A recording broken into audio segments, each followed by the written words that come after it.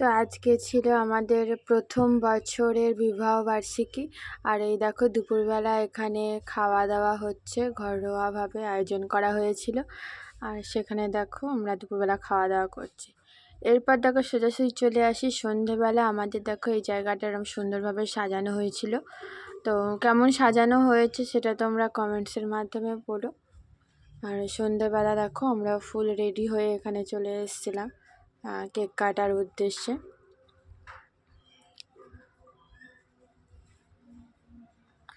দেখো তোমরা ভিডিওটা পুরোটা দেখো। এখানে আমরা আমাদের ফ্যামিলি সবাই মিলে মোটামুটি একটা অনুষ্ঠান এখানে করা হয়েছিল, যেহেতু এটা আমাদের ফার্স্ট অ্যানিভার্সারি।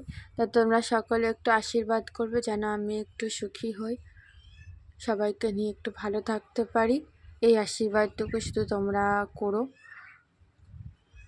আর একজন আজকের এই দিনে স্পেশাল গেস্ট হয়ে এসেছিলেন, যেটা আমার সবথেকে বড় গিফট। তো সেটা কে এসেছিলো আমাদের বিবাহ বার্ষিকীতে, তোমরা যারা ইউটিউব করো, যারা কন্টেন্ট ক্রিয়েটার, তারা অনেকেই চেনো,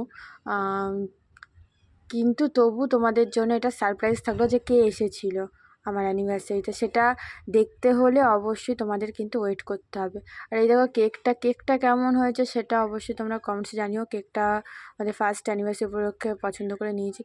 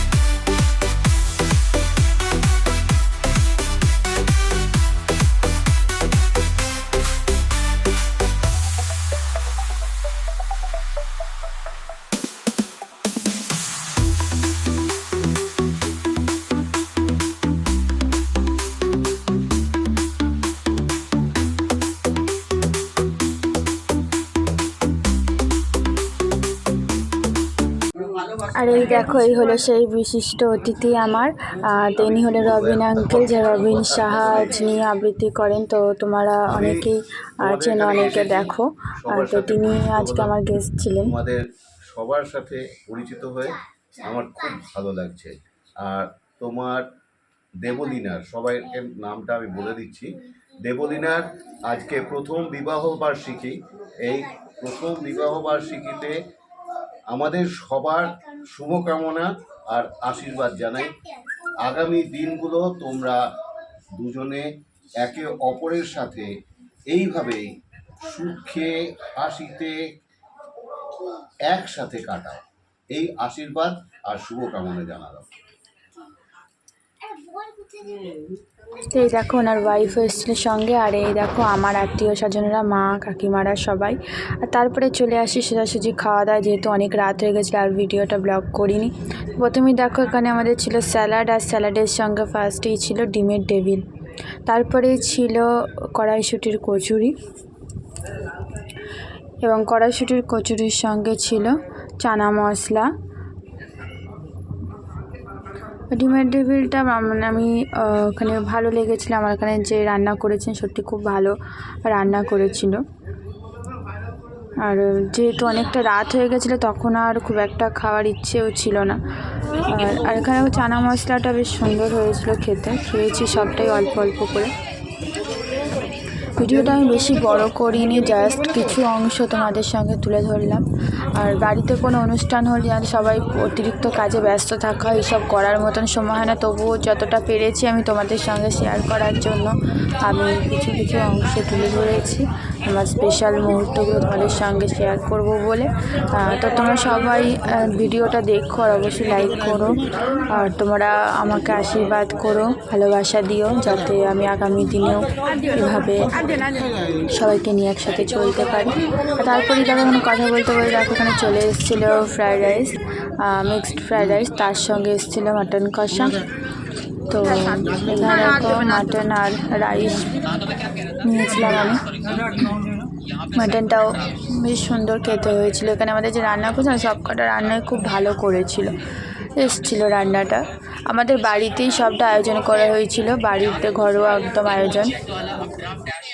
তো তারপরেই দেখো চলে এসেছিলো মিষ্টি, আর মিষ্টির মধ্যে ছিল এখানে কমলাভোগ আর ছিল চাপ সন্দেশ।